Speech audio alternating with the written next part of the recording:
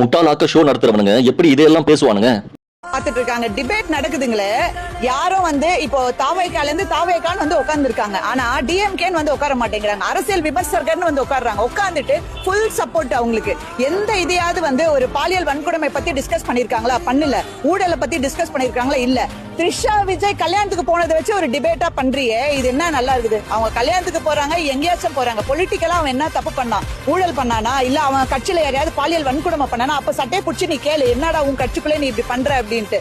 நீ பண்ணிட்டு இருக்கிற தைரியமா உன் ஆளு மாவட்ட செயலாளர் பண்ணிருக்கான், அதெல்லாம் உனக்கு கேட்கறதுக்கு துப்பு கிடையாது. ஆனா அவன் த்ரிஷாவோட கையை புடிச்சுன்னு போனா இதை பண்ண டைவர்ஸ் நடக்குது, எங்கெங்கயோ நடக்குது. அவங்க பர்சனல் லைஃப் அதை அவங்க பாத்துக்கிறாங்க, ஏதோ பண்றாங்க. நீ என்ன பண்ற?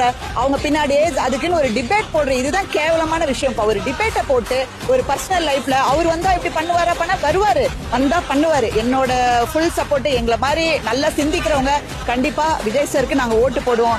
இந்த இதுன்னு சொல்லிட்டு மூடி மறைக்கிறாங்க பத்தியா, இவங்க எல்லாம் இவங்க 75 வருஷம் ஆண்ட டிஎம்கேவா இருக்கட்டும் சரி, 50 வருஷம் ஆண்ட ஏடிஎம்கேவா இருந்தாலும் சரி, ஒரு மாற்றம் வேணும்னா கண்டிப்பா விஜய் சாருக்கு நான் சப்போர்ட் பண்றேன்.